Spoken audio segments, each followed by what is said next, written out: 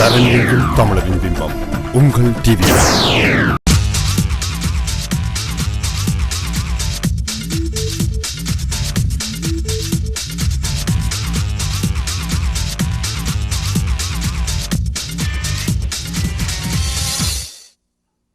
Welcome to CrossRoads on TVI, where we showcase the Tamil Canadian community, their issues and their successes. I'm your host, Manjula Selvarajah. Today we speak to three women who are carving out interesting paths for themselves. We start with documentary filmmaker Ramya Jegatheesan. We talk to Miss Teen Canada Globe, Abissheka Lloydson, and we meet musician Lady Pista. Let's meet our first guest. Ramya Jegatheesan is a freelance writer, editor, photographer, and documentary filmmaker. Last year, Ramya won the Viewer's Choice and Emerging Filmmakers Award at the Toronto Urban Film Festival for her piece titled Footprints. A graduate of the Masters in Journalism program at Ryerson, where she specialized in online and documentary journalism. She is interned at the Globe and Mail's Washington Bureau, sounds very exciting, and worked at the CBC. She joins us to talk about her most recent documentary, The Playful City, which will be showing at the Regent Park Film Festival. Welcome to the show. Thank you, Manjula. It's so wonderful to have you here, because I know that the documentary itself premiered, was it about a month ago? Yeah, it premiered just about a month ago at the ComFest Community Film Festival in the Distillery District. Okay. Yeah, so beautiful location for that. Great place to, if you're going to premiere, that's where you want to premiere. So tell us about the documentary. What is it about? So it was actually my master's thesis at Ryerson.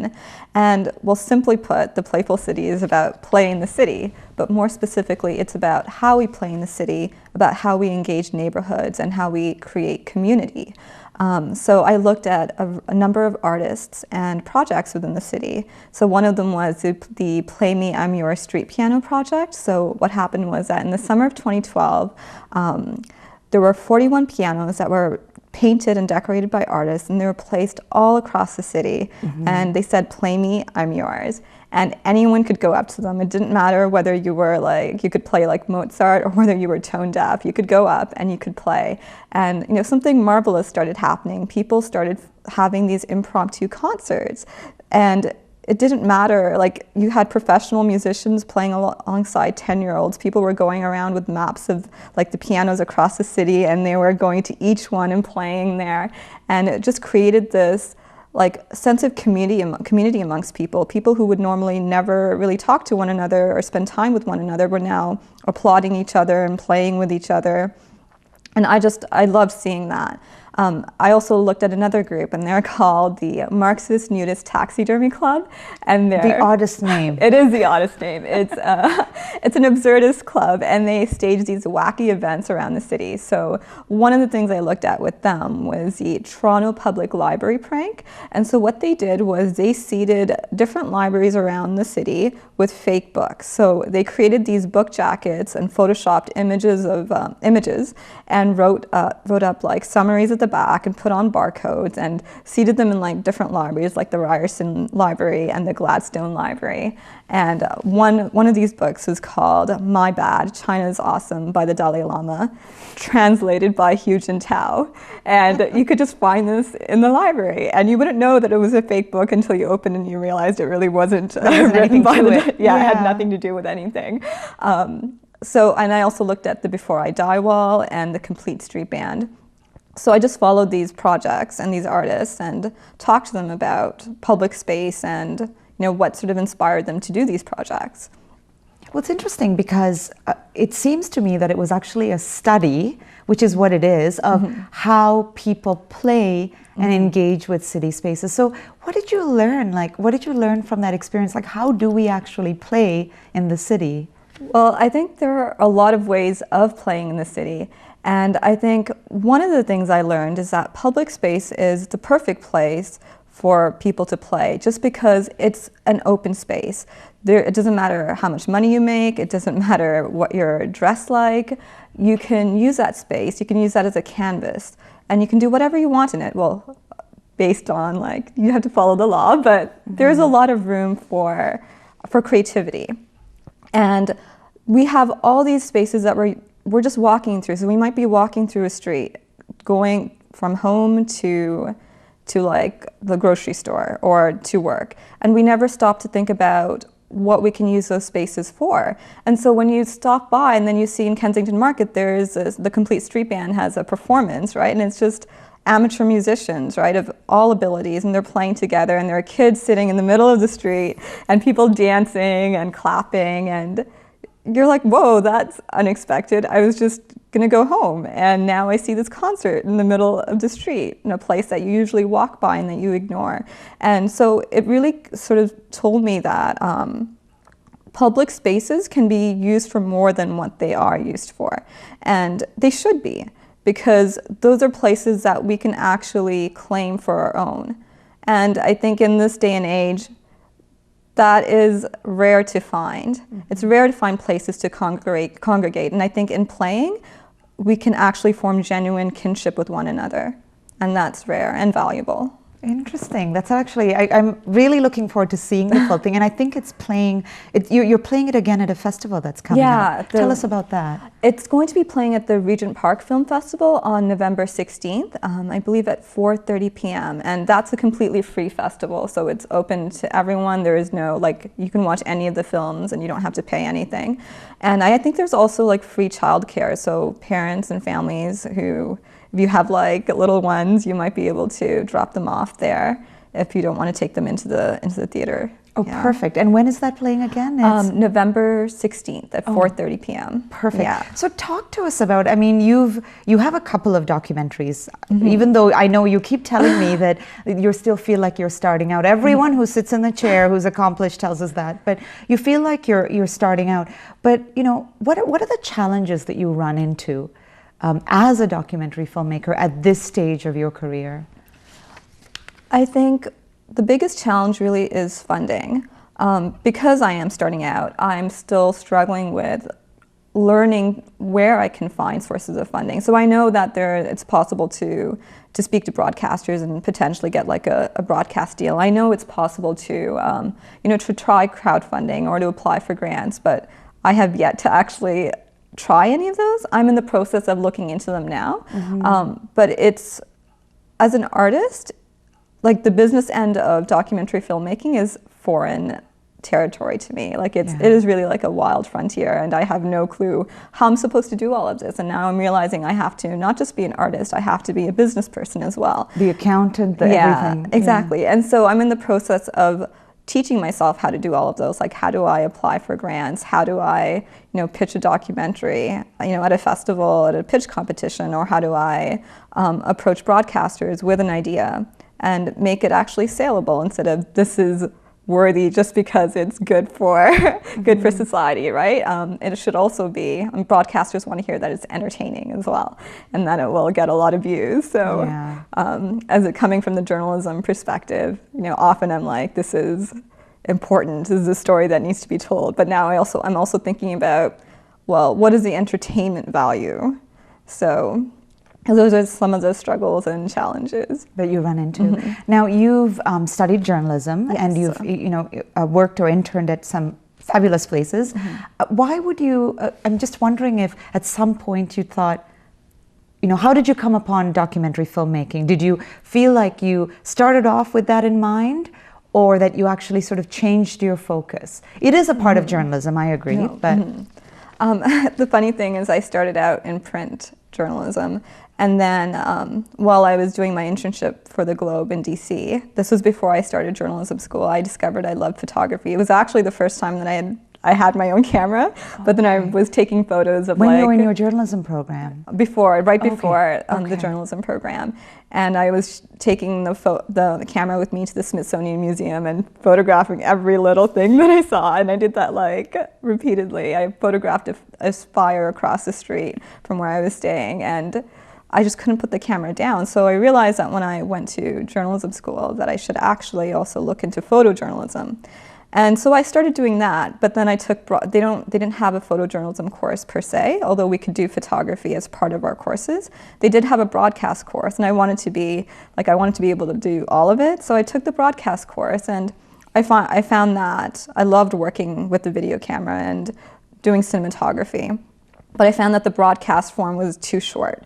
Like, I feel like you can't say much in 2 minutes or 3 minutes, and actually not be superficial. So documentary filmmaking, it's like feature, but it's a visual form of storytelling, and it's powerful because I think visuals speak more to people than words do. And I kind of fell into documentary filmmaking because I was trying to stay away from it. I realized that even more than print and broadcast journalism, documentary filmmaking was probably the least financially viable of all of them. And the most time-consuming, And the I would most imagine. time-consuming, too. Because there's so many elements to think about. Yeah, exactly. What ended up happening was that I helped my friend in the journalism program film her thesis. And so we went to Prague to do some filming. We filmed the World Indoor Lacrosse Championships, and we followed this Aboriginal team all the way to Prague and interviewed them. And it was some of the most exhilarating work that I'd ever done. We were working like 11, 12-hour days, but You connected with it. Yeah, I really connected with it, and I found it fun and challenging, and I was like, I don't want to do anything else. Like, if I can even do this once a year, that would be enough to keep me going. So I decided that I had to make space for documentary filmmaking in my life, and that's how I kind of Now, fell you into also, I that. think, found out, it could have been today, that there was an award that you received. Tell us about that project. It wasn't exactly an award, but there was another documentary that I made with a few colleagues from journalism school. We made this documentary earlier this year, and it's called The Missing. It's about missing women in Ontario, and it features this artist, Eileen Sova, and her exhibit on a number of different missing women in the province. And these are all cold cases. So people have forgotten about it. The police have largely ignored it. And still, like decades later, no one knows what has happened to these women. And so her exhibit was all about remembering these women and capturing their spirit. So we thought that was powerful, and we wanted to capture her and her work. So we did that, and we just found out today, actually, that short film has gotten into the National Screen Institute's online short film festival. So it'll be playing online. That's not in a few shabby weeks. accolade. No. Yeah. That must make the entire group quite happy. Yeah, we were thrilled. Yeah. Well, that's amazing news. Well, we can't wait to. We're going to show a trailer of your Oh, nice. documentary. Thank you for joining us today. Thank you for having me. And I hope that as you take on more projects, you visit more often, so we get to so. speak about them. So here it is. We're going to take a break now, and when we go into the break, you will see a trailer of the Playful City, which you'll get actually a chance to see the whole piece very soon in November. You're watching CrossRoads on TVI with Manjula Salvaraja.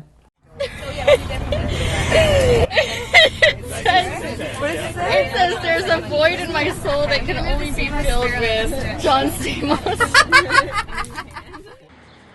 Like, what if you set up a sort of celebrity booth, but there's no celebrity there, but you still act like you are a celebrity booth?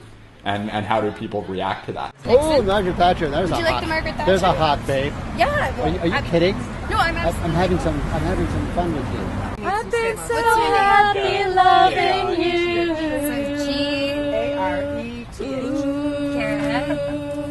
There you go. If every word Thank I said could make you laugh, I'd talk forever. Yay! This is what I was looking forward to all summer. Here we are. The event of The event of summer. Next stop, Beer Fest.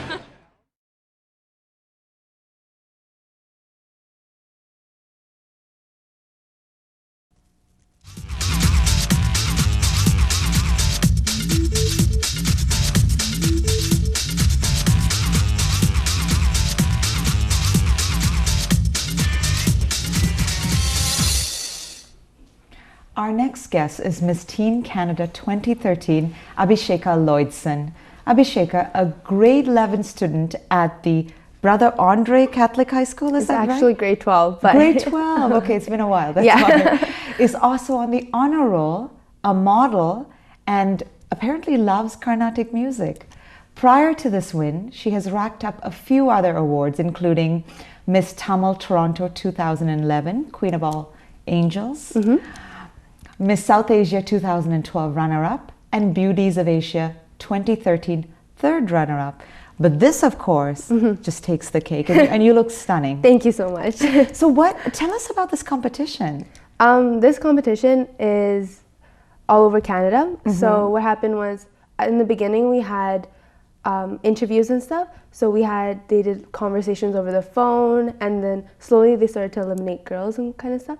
And then they brought us to a hotel for 10 days without my parents. So I was all by myself, and we had to room with 3 other girls. Okay. So it was really awkward because you don't Because you know don't anyone. know these people, yeah. And it's 2 beds, and you gotta sleep with a girl. So it'd be really awkward. But I'm really lucky that I had amazing roommates. So Okay. it was really fun, and I had a lot of fun. So the first 2 days we were there. So what happens is that do you have like certain people from each city that go, or from each province that go? Certain, like in the room. Meaning in the entire competition? In the entire competition, it was girls from different provinces. Okay, and how many were there in the There were 67 of us. That's a lot. But then there was 3 categories. There was Miss Teen Canada, Yes. Miss Canada Petite, and Miss Canada. Of course. Yeah. Okay. So there's 3 different sections. And there's actually 4. In the teen, they split it into 2. So Miss Teen Canada and Miss Teen Canada Petite. Okay. So it was like that. And then, so the first 2 days we were there, it was all like training on how to do your speeches and interviews and your walks and everything like that. And then on the 3rd day, it was called regionals. So what would happen is, in your teen category, you have to compete with the girls within your own province. So in the teen, there was about like 7 to 6 of us who are from Ontario. So the Ontario girls had to compete within themselves Okay. to win Miss Teen Ontario. So how everyone would get a place, but the girl with the highest marks will Advances. goes to Miss Teen. No, all of them advance, Okay. but then wins Miss Teen Ontario. And the Okay. other girls will win Central or Western Ontario, and then the lowest girl with the lowest marks would win a district. Okay. So eventually for me, I won Miss Teen Ontario, and I got the highest mark out of everyone, out of all the 67 girls, even from the Petite and from the Canada group. Now, when did you know that you were going to do this? When? Well, last year, because it takes time for the process and everything, but it was like, I didn't tell anyone though. Okay. Like I kept it quiet. Why? Because I'm really, like you can say, kind of scared. Okay. Because once they start to know, a lot of people will be like, oh, she's doing Miss Teen Canada, and they're, a lot of people start talking and stuff. Like, And you don't want over advice. Yeah, exactly. And I don't want everyone to know.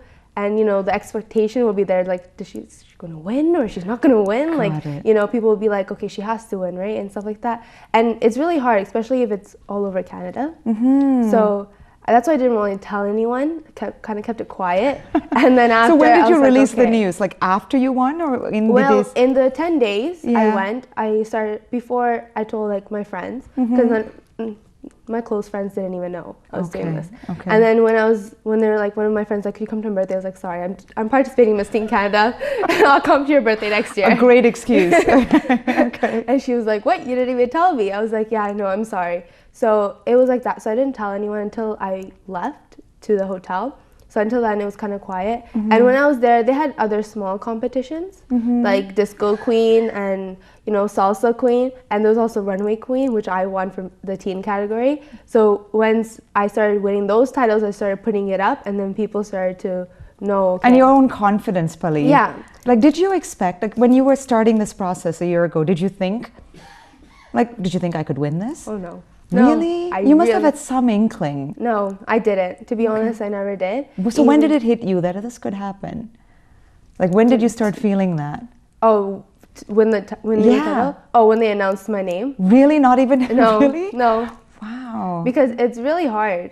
It is. It's really hard because it's Canada, and plus, I'm Sri Lankan, and I'm not like the typical, girl people would think Miss Teen Canada would be. Okay. So I was only South Asian girl there. In the entire group? Entire group. Of 67? Of 67. Okay. There was, I think, one more girl, but she was like Guyanese or something. But I was only South Asian girl there. Okay, I have a question on that for you later. Yes.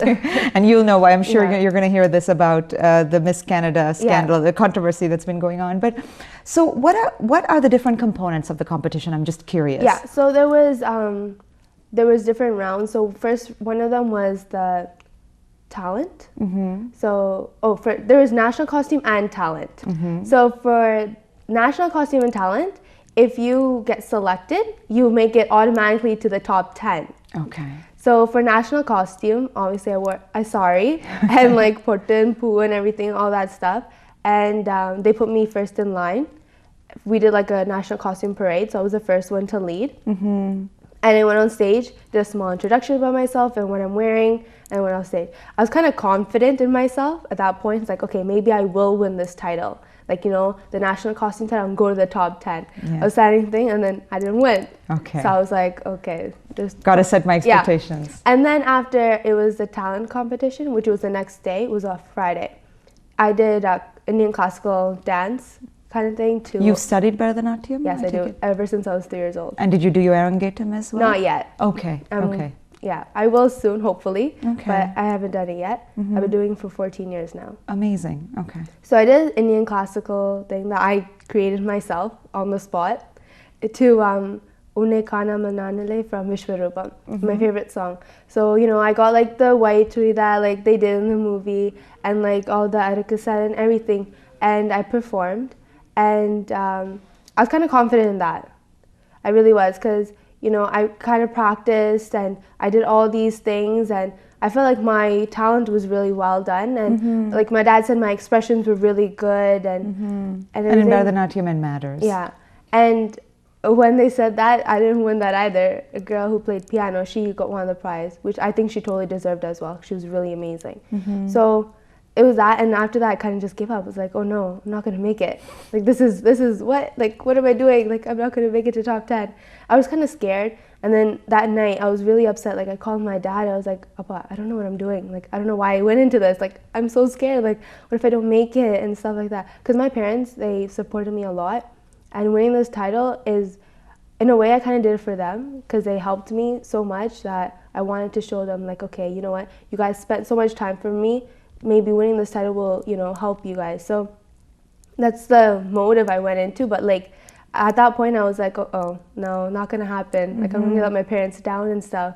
So it went, and then even like, and then on the day of the competition, it was national costume talent. The day of the competition, there was the evening gown round, and there was a small dance routine that we had to do. So we did that, and for the evening gown round, I didn't trip. But I kind of, when I was walking, I was like a little, you know, like a small little step kind of thing. But eventually someone said that it didn't show in my face and a lot of people didn't notice. And they also had stairs. So when you're walking down the stairs, you're not supposed to look down. So you're supposed to look straight in the audience. So I was kind of scared for that. I was like, uh-oh, I'm going to like fall. And the steps were like that. High. And it was like down. I was like, uh-oh. So there's that. And I was really nervous too, like even my smile, like sometimes when I smile too much, like my cheeks try to shiver and like, so nervous and so nerve-wracking. Like I was like, uh-oh, this is gonna, like I'm gonna totally screw up. Now, But how many people are in the room when all of this is going on? Is it a smaller group or does it No, happen it was a really in front, big group. like in front of an audience of what, 100? It was at the Richmond Hill Performing Arts Center, Okay, which is in Richmond Hill. okay, so it's obviously. big, yeah. Yeah, it was there. Yeah, So- that's a large location. So that's the added factor. So tell me, what was it like to win?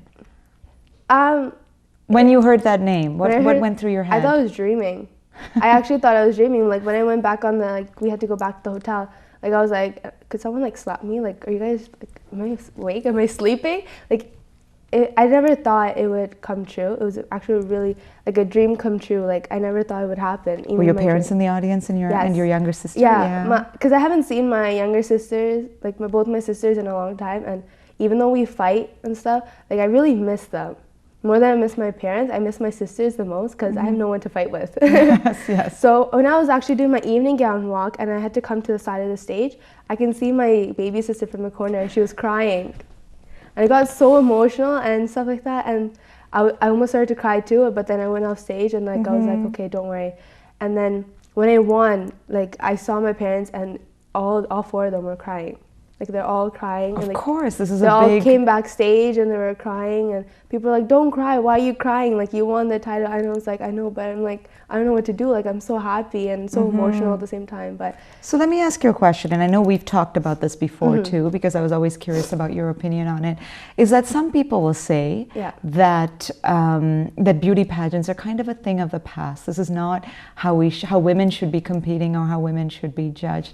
What are your thoughts on that? well, you know, I'm competing, and the thing is that my marks and stuff are still high. I still participate in many events. Like, I'm not doing anything unordinary or anything like that. The reason why I joined this event is because you know, I have duties as well. Like, I go to charities every weekend. Like, I went to the AIDS walk and a wheelchair race. We did that, all that things. And also we have conditions as well. Winning a title doesn't only mean, you know, go to appearances and just, you know, show. We also have, like, on the contract it says that you need to get an 85 average in every single class you go to. So you feel like it's even pushing you in yeah, it's other pushing ways. us even harder to work, to be a better role model for the younger generation. Be like, oh, if you go to, because a lot of people came up to me, it's like, oh, so since you're a model, you're going to drop out of school and, you know, just start modeling and start your own agency? And I was like, no.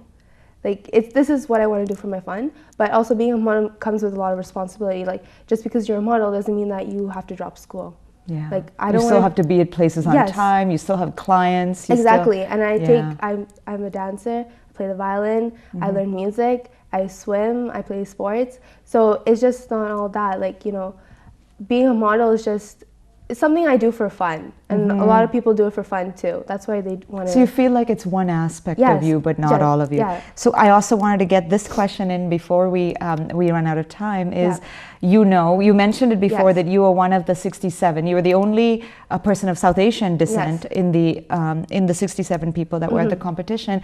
And you've of course heard about everything that's happening with Nina Davaluri. Who just won Miss America, and there was this huge backlash. What are your thoughts on that? Do you think, and what are your thoughts on that? And I'd like you to, you know, comment on if you think Canada is different. I would say Canada is different. And my thoughts on, before I go to that question, she's an American citizen. You know, she was born and raised in America. Then she has the right to participate. And if she wasn't able to participate, then why would they have her on the show in the first place? And, you know, I'm really happy for her. You know, she brought up the next step, you know, like she brought up a new level for us. And I'm really proud. And I don't know why people are saying things like this, because it's not fair. Like, she had all the rights to participate. And, you know, if she won, then she won. She totally deserved it. You know, she truly deserved it. That's why she won the title. Otherwise, then why would they give it to her? She truly deserved it. And I don't know why people are saying rude comments about her when they shouldn't be. Well, did you see her dance performance? Yes, I saw a clip of it after. It was remarkable. Yes, it was. It was beautiful. Her smile. She was having a lot of fun when she was dancing too.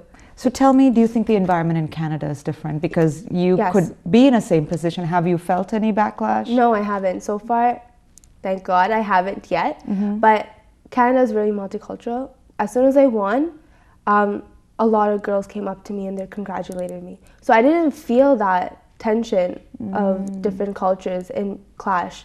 So, which was really good, because I thought, you know, something might happen like that, but it didn't, which I was really happy. So I haven't felt anything like that so far. And Canada is really multicultural, and I'm really happy that I'm not put in the same position as her, but I do pray for her that everything goes well and stuff like that. Well said. Well, thank you for joining us. Thank you so radiant. much. You're probably I would say the most beautifully dressed guest we've had, definitely. More people come in sort of suits. So thank you for joining us. No, thank you so much for having me. My pleasure. And good luck the next year with all the things that you're doing with this.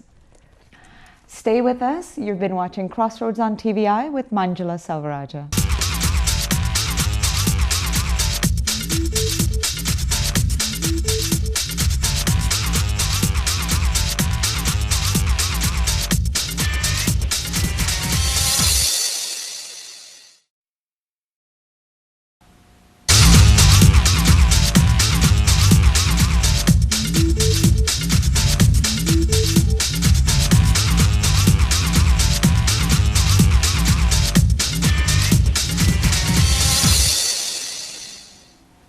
Welcome to Crossroads on TVI with Manjula Salvaraja. Sometimes we have this pleasure of welcoming amazing, ambitious women to the studio. We have one with us. She's in the music industry, right here in the studio with us. Lady Pista is a Canadian singer, songwriter, producer of Sri Lankan descent. She combines a unique blend of musical styles ranging from dance hall to pop to hard-hitting ethnic drum beats. Anyone who's listened to her music will tell you just that. It's so varied and beautiful. She's a few albums to her name: Ritual in 2010, a 2011 EP titled No Apologies, and has a new one coming out and joins us to talk about that big project. How are you? I'm good. How are you doing? Good. So tell us about this new album. Well, the album, I just actually released it, and it's been an ongoing process. It's taken me about a year to do. Okay. The single is Lights, Camera, Action. I just actually shot the music video. We'll be showing that to our audience at the end. So it's been a great experience, and yeah, it's been great. And what's the name of the album itself? Well, the single is called Lights, Camera, Action. The actual album of the whole title is called No Apologies. Okay. So what can we expect, like compared to sort of your past pieces? What can we expect in this? Well, this album is very diverse. It doesn't have one unique style. I like to combine a lot of different styles. Which is your style in Yes. itself, yeah. Yes, so there's a lot of, even singing, there's a lot of rapping, there's a lot of, dance hall, singing. So it's just a collaboration of different music styles, which I think is very unique, and it's me. So whatever I've been exposed to is what you will hear on the album. Now, what is it that sort of inspires you to actually produce a piece? Because I know that we had a conversation about this once. We ran into each other somewhere, Yeah. and you said that this was a project that you had worked on for a long time. Right. So, as you're working on this, what is it that inspires you to put a piece together? I think it's more so staying true to yourself. Things that are worth it are never easy. Yeah. Right? And if you really want to do something, I think it takes a lot of commitment and a lot of hard work. It could have been a project that lasted about a week. I could have finished it in a week, but I mean, if you're a perfectionist and if you want to do it right, it does take a long time to do. And at the end of the day, you reap the rewards because it's just amazing at the end of the day. So. And are there certain musicians or sort of genres that you feel inspire you? Yeah, of course. I'm inspired a lot by dancehall. Mm-hmm. I grew up with that living in Scarborough, so dancehall definitely. There's also R&B, and just for me, I actually started out doing DJing, so mixing Tamil remixes. I think a lot of the viewers will notice me for doing that.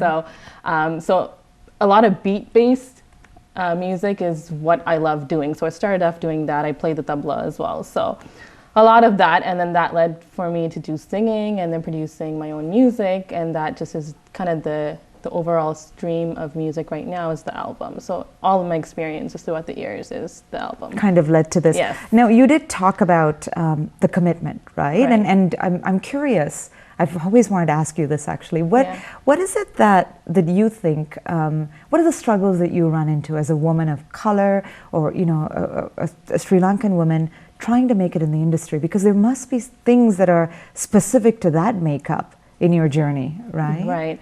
I mean, it's funny you ask that because I don't think it's actually the industry.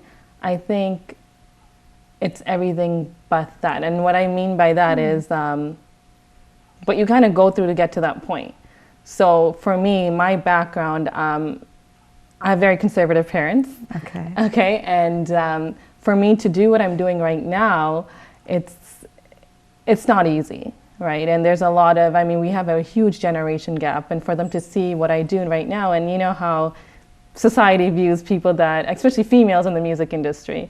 So I think a lot of it has to do with that. Kind of getting out of that bubble. Talk to me about that. By conservative, you mean that they think that this isn't an appropriate path for a woman, or do you think they don't think it's a financially rewarding? Like, what's the exact struggle that you run into there? Well, before it took them a very long time to come around, right? Because I was very stubborn, and if I'm passionate about something, and if something feels right, you have to do it. You can't hold yourself back ever, regardless if you're a musician, if you're a painter, if you're an electrician, anything. You can't hold yourself back. So With my parents, obviously, they grew up in a very contained society where if you're in the music industry, people will view you a certain way, and they didn't want their daughter looking at you like that. And I think that's a lot of parents, and I think a lot of that had to do with even my experiences now. Like my music is a lot on that based, but it's helped me a lot. So. It's great though. So how have you sort of transcended that? Because I know you tell me that a lot of young people contact you to say, hey, how can I make it in this industry? Right. I mean, how have you transcended that sort of, those struggles, and what advice do you give to them? Being around a lot of strong people, like my sister, she's my best friend, and I have a lot of great friends that are around me as well that have encouraged me and told me, you know what, you're talented, you can do everything, just do it. And I think that element has made me very strong. And when I see people that are messaging me, or they just, young girls that want to start out in this industry, I really can motivate them and mentor them because I've gone through it all, right? So there's no surprise to me now. So I think that in its own is just a blessing, and for me to help people with that, and who knows what this, women's going to be down the road. I think that's just amazing. So it's going to be amazing. Yeah. So what is it like to make the kind of music, especially if you say that you have a dance hall sort of feel to your music? Right. What's that industry like in Canada? Like, is the Canadian music industry receptive to that sort of genre? Is there a market for it? Is there a space for people to perform? Is there interest? Mm-hmm. I mean, we're talking about a small population too. Yeah. In Toronto, no, there isn't a lot. To be honest, when people hear my music, they think it's very cool. But I don't think there is actually an industry in Toronto for that, especially, the music scene in Toronto is not that big. People don't really support you here. When you're actually, like my fan base is in London, England, right? And I think that because it's more experimental there, they appreciate music more there. And you can London has that culture with music for decades. Right. And so when they hear something new, it catches their ears, and like they want to hear music like that, and they appreciate it. So in regards to Toronto, I think people can be more supportive to new music, because they're just so used to doing what everyone does. And I don't stand for that. I like to create. I like to innovate. So that differentiates you to begin with, which is exactly why I can imagine that a UK crowd would find that appealing, because those are the exact sort of type of musicians that they like. Right. So here's a question that I've wanted to ask you as well. Just from watching a lot of music videos recently and listening to sort of critics go at them, I think it's always been like this, but I notice it more so, perhaps because I'm getting older, so this could be just a crotchety old person asking this question, is there's a lot of sexuality in these music videos. It's in everything, but I also notice it in a lot of the young female musicians. What do you make of that? What do you make of that whole trend or that style? Let me start off with what you make of it, and then I'm curious to find out if you or your colleagues in the industry that are female feel that pressure to be like that as well. Okay. Well, what I make of it, for me personally, I don't follow it just because I don't think you need to do all that to feel or look beautiful. I think the more you cover up, I think that's just sexy in my opinion, whether you're a guy or a girl, like it doesn't matter. I think it's elegant and it's classy, and it remains more of the music than actually selling yourself, right? And I think if you're actually passionate about music, you don't really have to go to that means to attract listeners. They'll just listen to your music, right? And what was the next question? Well, I'm just wondering, so do you feel that pressure at all? Or do women, even if it's not you, you obviously must run into other female musicians, do you think there is that pressure, especially considering the genres that you're in, which are very more modern genres? Do you feel that pressure to, exhibit a little bit more, let's say, or, know? Definitely. Even the music video that I worked on, that I just actually released, there was a lot of commotion going on because they wanted me to dress a certain way, or they wanted me to appear a certain way on camera, be more sexual, more seductive, right? And with me, I've actually built a team right? That actually I can control. So when I'm in situations like that, I don't have to be put into situations like that. So I have my own stylist, I have my own director. That's very interesting. Yes. So you've got a buffer, practically, and a sense of control there. Right. And I think that's very important. And if you look at artists that are actually, that you see that are a little bit different, they have control. It's not the industry that's controlling them. They don't hand it away. They don't hand away the control so easily. Yeah, because once you do that, what's the point of you doing music? What's the point? Because you're no longer in control. So now I know that you do, you play the tabla, you've mentioned that. Yes. You actually fully play the tabla? I haven't played for a while, but I do play it. Like, so I've you learned took lessons yes. and you learned it. Well, that's a rarity to begin with, to see a woman actually playing the tabla. Are there other sort of artistic endeavors that you do to kind of keep you creative? Well, for me, it's very natural.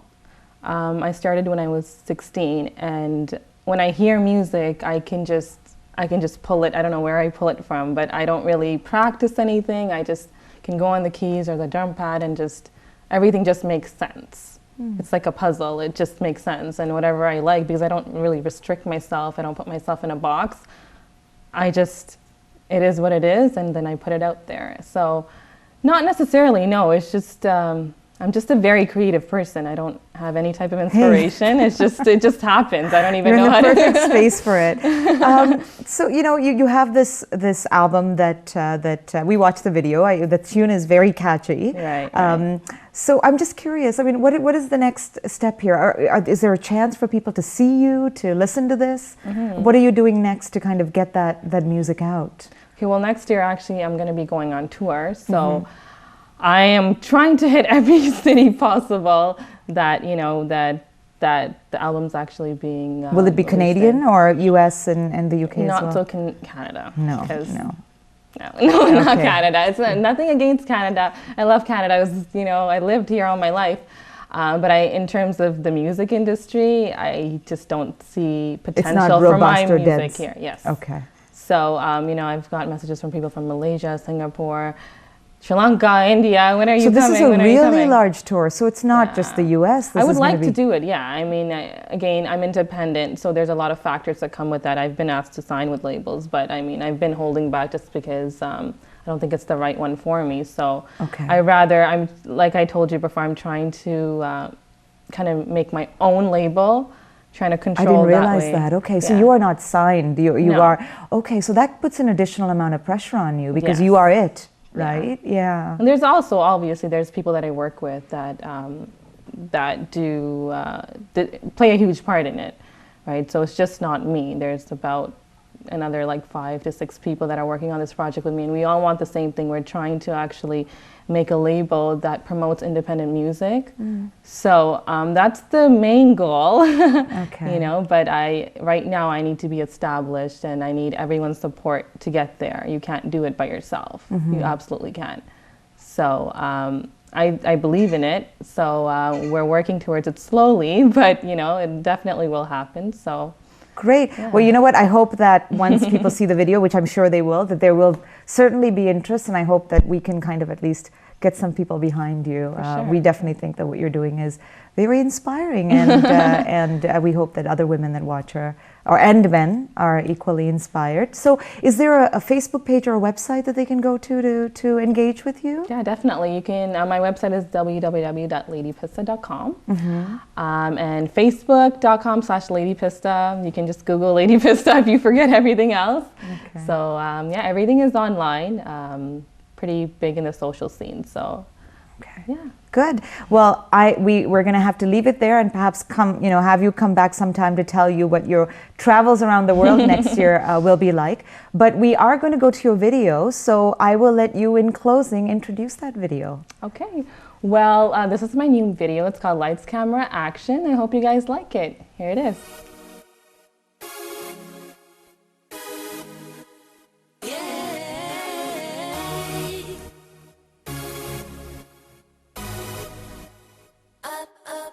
Baby, watching how I enter, front row center. Jimmy just gets happy. be dude wanting something extra. Rockstar getter, island girl venture, living large, put it on, ain't nothing better. You feeling my style, my flow, ladies get on the floor, raise it and give me more. Come give me more. You feeling my style, my flow, ladies get on the floor, raise it and give me more. Come give me more. I be something like I ain't no joke when I got a couple hundred bills, boys with the shiny grills. One chance is all I got, I'ma give it all I got for the lights, camera, action, action. You can find me at the spot, rockin', rockin'. Lights, camera, action, action. The sounds bumping in my ear, put your glasses in the air. Say, I'ma live it, live it, I'ma live it, live it, I'ma live it, live it. I'ma live it, live it, I'ma live it, live it, I'ma live it, live it. I be getting like I mean it, like you never seen it. Got it so hard, ain't nothing to it. Fast Carnatic, designer suit spenders, toast it. I know you feeling my style, my flow. Ladies get on the floor, raise it and give me more. Come give me more. Feeling my style, my flow. Ladies get on the floor, raise it and give me more. Come give me more. I be something like I ain't no joke when I got a couple hundred bills, boys with the shiny grills. One chance is all I got, I'ma give it all I got for the lights, camera, action, action. You can find me at the spot, rockin', rockin'. Lights, camera, action, action. The sounds bumping in my ear, put your glasses in the air. Say, I'ma live it, live it, I'ma live it, live it, I'ma live it, live it. I'ma live it, live it, I'ma live it, live it, I'ma live it, live it. I want this to last a lifetime.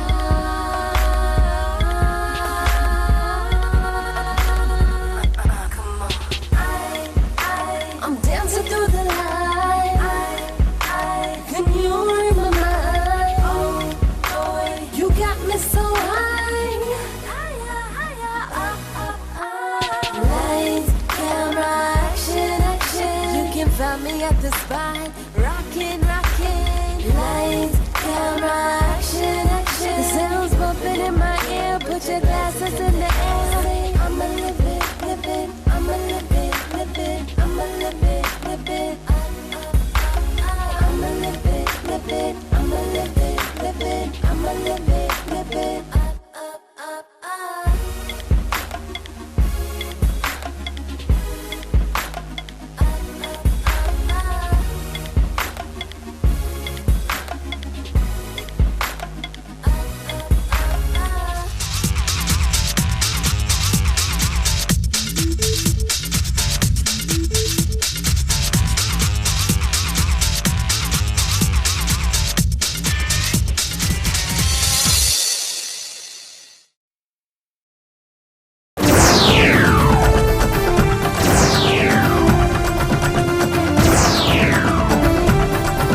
தரங்கெங்கும் தமிழரின் பிம்பம் உங்கள் TV.